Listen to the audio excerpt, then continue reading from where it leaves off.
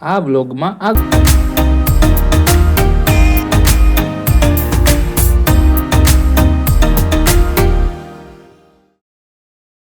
તો હેલો મિત્રો, આપણે આજે જઈ રહ્યા છીએ કાગવડધામ ખોડિયાર માતાજીના મંદિરે માથું ટેકવા માટે. અને અહીંયા આપણો વ્લોગ અહીંથી શરૂ થાય છે અને આગળ તમને આખું મંદિર બતાવીશ, માતાજીના પણ દર્શન કરાવીશ. તો તમે બન્યા રહેજો આખા વ્લોગમાં અને વ્લોગમાં ખૂબ જ મજા આવવાની છે. અહીંયા આપણે હાઈવે ઉપર નીકળી ગયા છીએ અને હાઈવે ખૂબ જ સારો રસ્તો છે અને થોડું ઘણો વચ્ચે ખરાબ રસ્તો આવે છે જે ઓવરબ્રિજ બને છે એના કારણે.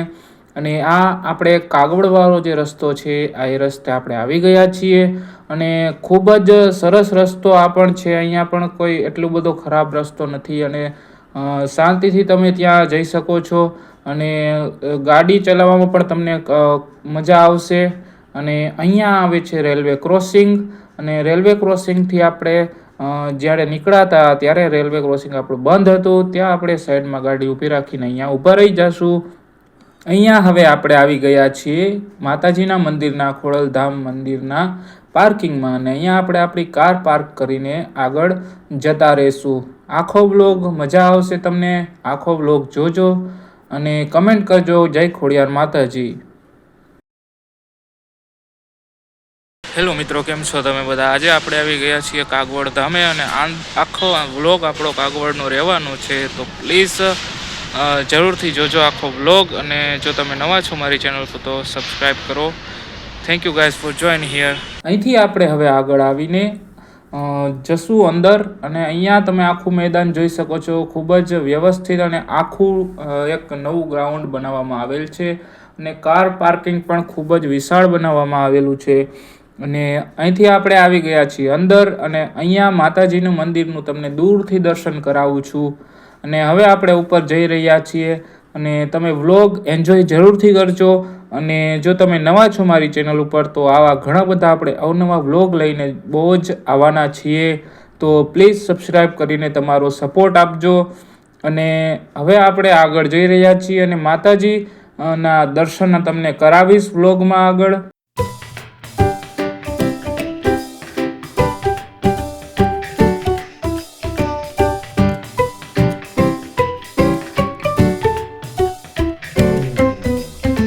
આપણે હવે અંદર જઈ રહ્યા છીએ અને ઉપર આ છાપરાની વ્યવસ્થા પણ કરવામાં આવેલ છે જેનાથી વરસાદ હોય કે તડકો કે કોઈ હોય તો ત્યારે જ્યાં દર્શન કરવા માણસો આવે છે એ લોકોને કોઈને વાંધો ન આવે, કોઈ પરેશાની ન થાય એ બધી વસ્તુ ધ્યાનમાં રાખીને અહીંયા ઉપર છાપરા પણ મૂકવામાં આવેલ છે. અને સાઈડમાં ગાર્ડનનો વ્યૂ એટલો બધો સરસ છે અને બધી બાજુથી વૃક્ષોનું વાવેતર કરવામાં આવેલું છે જે એક ખૂબ સારી વસ્તુ કહેવાય. અને આપણે આગળ જઈને અહીંયા આપણા હવે બૂટ ચપ્પલ ઉતારી દઈશું અને માતાજીના મંદિરની અંદર આપણે માથું ટેકવા માટે જશું.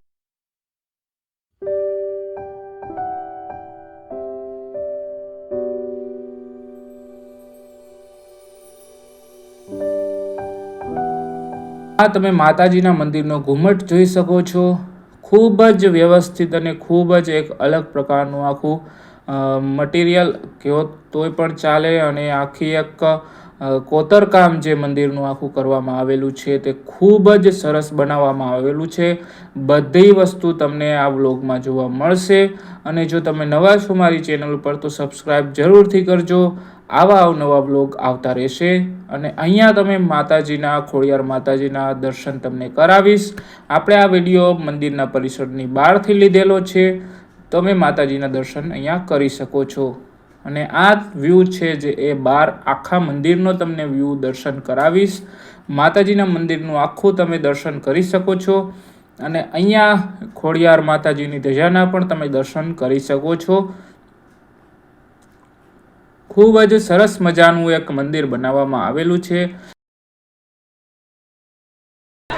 હેલો મિત્રો, કેમ છો તમે બધા? આજે આપણે આવી ગયા છીએ કાગવડ ધામે અને કાગવડ ધામનો આખો વિડીયો તમને બતાવીશ અને બધું ગાર્ડન અને આખા મંદિરનો વ્લોગ આ રહેવાનો છે. તો જો તમે નવા છો મારી ચેનલ ઉપર તો સબસ્ક્રાઈબ કરજો. અવનવા વ્લોગ ઘણા બધા આવવાના છે. હવે આપણે દર્શન કરીને માતાજીના નીચે તમને આખું ગાર્ડન બતાવવા જઈ રહ્યો છું અને તમને આખું ગાર્ડનના દર્શન પણ કરાવીશ.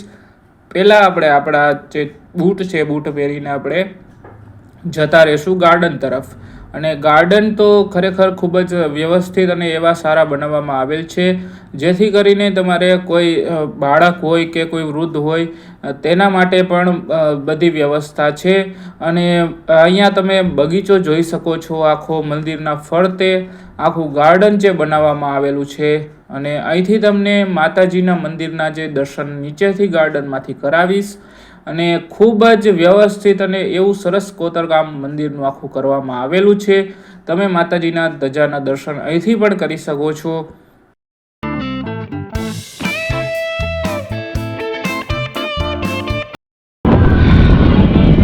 ખૂબ સરસ મજાનું ગાર્ડન બનાવવામાં આવેલું છે અહીંયા, અને ખૂબ જ વ્યવસ્થિત આખું ગાર્ડન બનાવવામાં આવેલ છે. તમે જોઈ શકો છો આખું મંદિર વ્યવસ્થિત જગ્યાએ, અને બહુ તમને એક મજા આવશે અહીંયા આવીને. અને માતાજીના ધામમાં આવીને જે ખુશી થાય છે આપને, તે આપણે શબ્દોમાં વર્ણવી શકાતી નથી. અને ઘણા બધા આવા આપણે બ્લોગ લઈને ઘણા બધા આવવાના છીએ. જો તમે નવા છો મારી ચેનલ ઉપર તો પ્લીઝ સબસ્ક્રાઈબ કરીને સપોર્ટ જરૂરથી કરજો. અને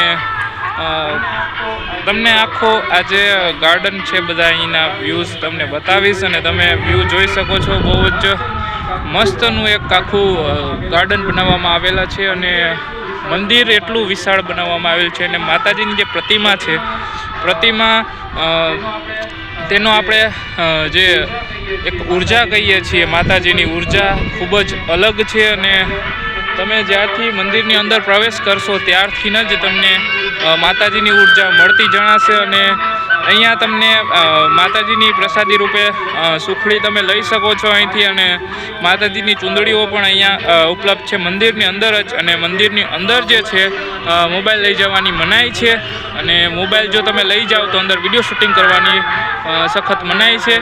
અને આપણે નાનું એવું ફૂટેજ લીધું છે, આપણે બહારથી પરિસરની મંદિરની બહારથી આપણે શૂટિંગ નાનું એવું લીધું છે, ને તમને આખા વ્લોગમાં હું બતાવીશ. અને જો તમે નવા છો મારી ચેનલ ઉપર તો પ્લીઝ સબસ્ક્રાઈબ કરીને સપોર્ટ જરૂરથી કરજો.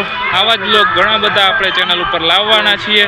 તો ચાલો માણો તમે આખા વ્લોગને, અને કમેન્ટ કરો તમારી બધાની. જય ખોડિયારમાં. અહીંયાથી આપણે આવે નીકળીને આપણે અલ્પાહાર અન્નપૂર્ણા જે છે એ બાજુ ગયા હતા.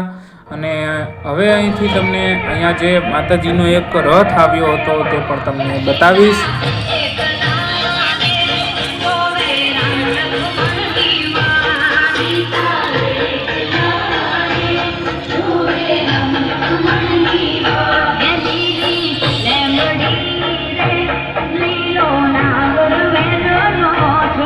અહીંથી હવે આપણે નીકળવાના છીએ. એ પહેલાં એક તમને નાની એવી ડિટેલ્સ આપી દઉં છું. ત્યાં અલ્પાહારમાં તમે માતાજીની પ્રસાદી પણ લઈ શકો છો. પ્રસાદીના 110 રૂપિયા છે, અને 1 થી 5 વર્ષના બાળકો માટે આ પ્રસાદી તદ્દન ફ્રી છે. અને આપણે મંદિરની સીધા તમે જાઓ અને ત્યાંથી ડાબી બાજુ જ અન્નપૂર્ણા આપણે ત્યાં આવેલું છે. અને મોટી ઉંમરના લોકો માટે રિક્ષાની પણ વ્યવસ્થા કરવામાં આવેલ છે. અને અહીંથી હવે આપણે નીકળીને જતા રહીશું ઘરે. અવનવા વ્લોગ ઘણા બધા આવવાના છે. મળીશું નવા વ્લોગમાં. તો સબસ્ક્રાઈબ કરો મારી ચેનલને. જો તમે નવા છો તો સપોર્ટ કરતા રહો. Thank you for joining guys. Take care. Bye bye.